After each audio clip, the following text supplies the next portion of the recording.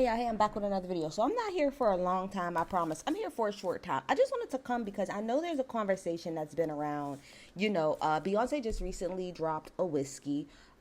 She dropped it like I think in honor of like her lineage, great grandfather, great uncle, or somebody like that that does moonshine. I believe the whiskey is $89. I'm not buying it, not because I wouldn't pay the $89, but I'm not buying it because I'm not a whiskey person. If it's brown, I ain't down. If it's clear, I'm all here. That's how I work with my alcohol. But, one of the things that's talked about a lot with Beyonce is, her lack, not her, because let me be clear with everything that I'm saying. Everything that I'm saying, it's less to do with Beyonce and more about like her team. And as somebody, again, that works in marketing, I find all of this stuff very interesting. I just think that her team, I guess I'll include her too because she makes decisions, but they're not making the right decisions to make sure that everything is connected. Because the problem here that most people are realizing is, why can't Beyonce like connect outside of her music? Like, Beyonce is probably one of the most influential people on God's green earth, right? If she told everybody right now to pop up in Midtown Times Square with a Toy Story, fucking Woody hat and some Barney shoes, that shit would be packed the fuck out, right?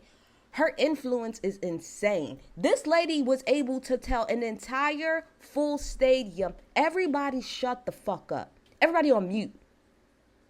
And nobody said a damn word. And the people who did say a word got jumped on. Like, her influence is powerful, but I feel as if there's a couple of things going on here with that, and I feel like her team is not doing a good job at making things connect.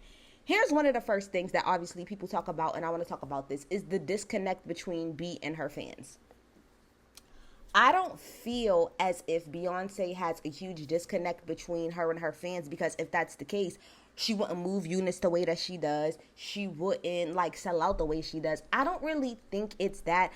I think if you are in Beehive, if you are a Beyonce fan, you understand that where Beyonce is now is not where she was in the early 2000s when she was in Destiny's Child. Beyonce was brought up a certain way. It's something that somebody brought up. I think they talked about this on the Rory Amal podcast, and I think maybe Damaris said this, and it's so true. Beyonce did not grow up in this post personality to be a celebrity thing. She comes from the school of interviewing, of fucking what's the word I'm looking for? Like being trained for the press. Like, she's very press trained. She's very clean cut, hitting 1, 2, 3. Like, that is how she was brought up, period, because that's how the industry was at that time, right? Even that's like, if we go all the way back to like Brandy, the singer Brandy's image had to be pristine. Like, I don't think people truly understand how pristine image had to be at a particular time. It's not only until I would say the last 10 years where personality really matters, like when it comes to, being an artist and things like that. So I think that Beyonce, by the time this little personality wave came over, Beyonce was already sitting where she was sitting. So Beyonce, I feel like she gives us little hints here and there, like with her documentary or, we see it here and there, not a lot. And I'm not mad at that because she's a very private person. And when Beyonce decides to open up her life to people, look at how y'all do her. She showed y'all her kid, and look at how y'all disrespect the Blue Ivy. Y'all constantly disrespect her daughter. Y'all constantly disrespect her husband. Why would she constantly open herself up? She's not, as we're going to talk about Rihanna. She's not her. She's not her. Everybody's different. But I feel like it's less of a disconnect with Beyonce because everybody thinks, oh, Beyonce don't even talk to y'all. Okay, Beyonce doesn't talk to us and we still go and we buy her music. Beyonce doesn't talk to us and we still show up for her tickets. It's not about her not talking to us. I think where her team, the way that they market her outside of her music, don't line up. So the way I look at it is like, they try to market Beyonce's outside ventures outside of music like she's a regular ass person when she's not. And be clear, like, Rihanna's not a regular person either, but we know more of her personality because she shows it more. The average person has Beyonce like at the top tier. Yes, Rihanna sits up there too, but Beyonce is like a different stratosphere. Like, it's Beyonce and then other celebrities. Beyonce is literally the celebrity's celebrity. Like, people who are walking, Adele, who is like a walking, living legend, literally freaks out when she sees Beyonce. That's what we mean. We don't see her like the rest of us. So I feel like when her team tries to market things to try to make it seem like, oh, she's so relatable. No, she's not. Like, realistically, she's not. And I think that's okay for her to sit in. But I think what her team needs to do is build off of that. Don't try to bring her down to where we at. We need to keep her at that elevated level and create products and marketing campaigns and lines that equal to that. When I think of Beyonce, I think luxury. Luxury, top tier, the best of the best. So when we're doing, for example, Ivy Park, and it's athleisure, that does not make sense. I want her team to tell me how Beyonce doing athleisure made any motherfucking sense, because it didn't. What about Beyonce's brand, even with her music, gives athleisure? Absolutely nothing. Now be fucking clear. I bought at least three. I got out of all of the Ivy Park drops, I got three.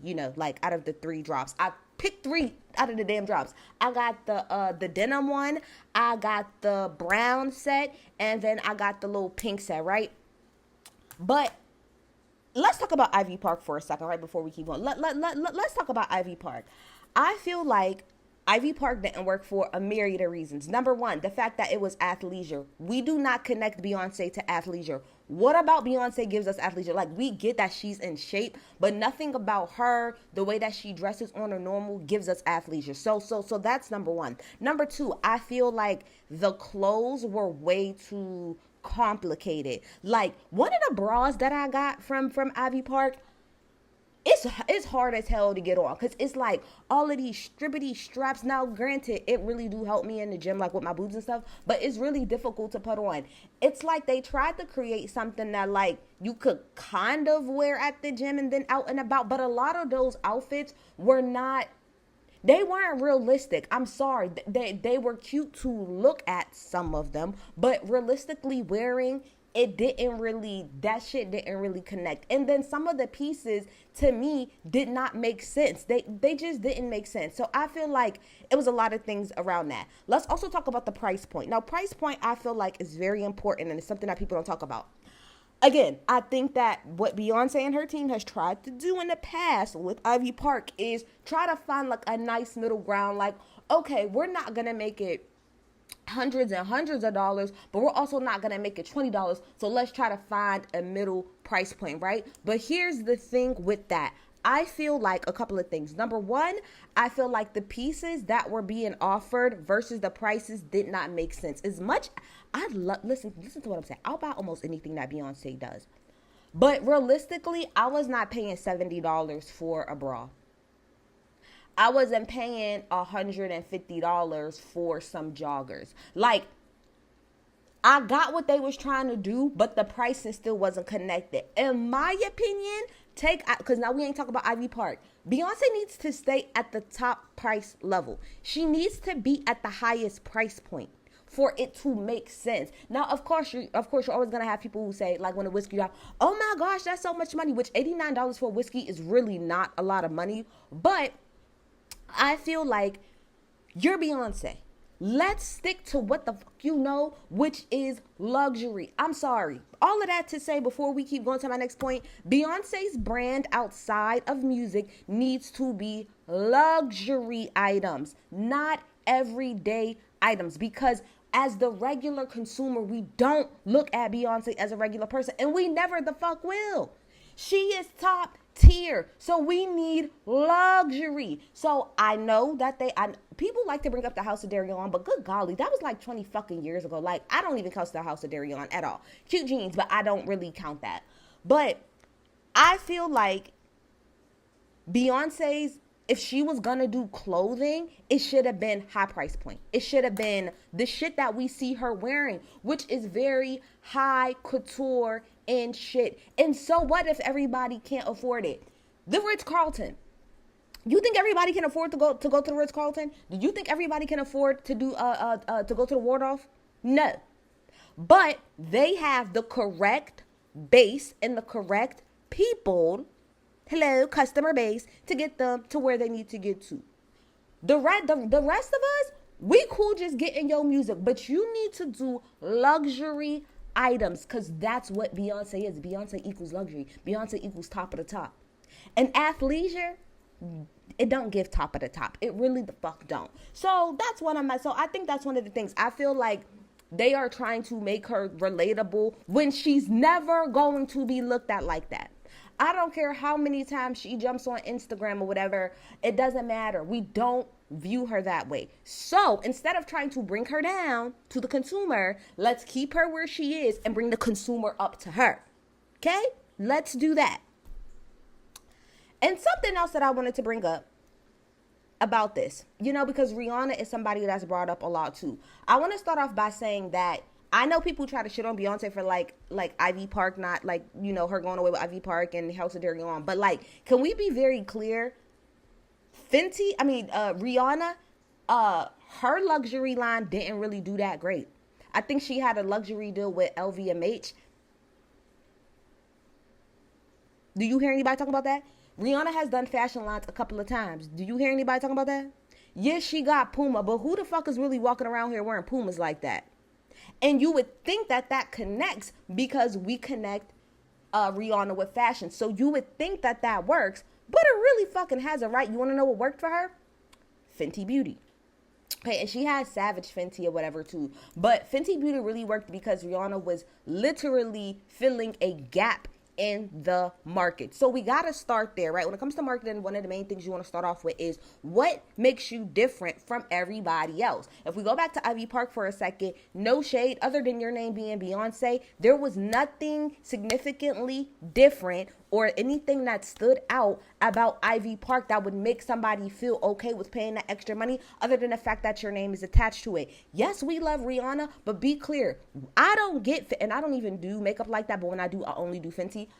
We didn't get Fenty Beauty just because it's Rihanna. We got it because it's Rihanna and because the black girls, we love the different shades. That was filling a hole in the market.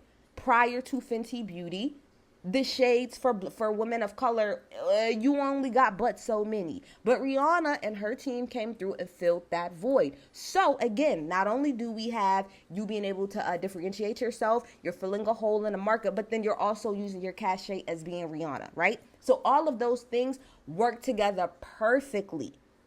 And that's why I feel like Fenty Beauty did really, really well. And not only that, not to compare, but I'm going to tell you the biggest difference between, I feel like, Rihanna and Beyonce.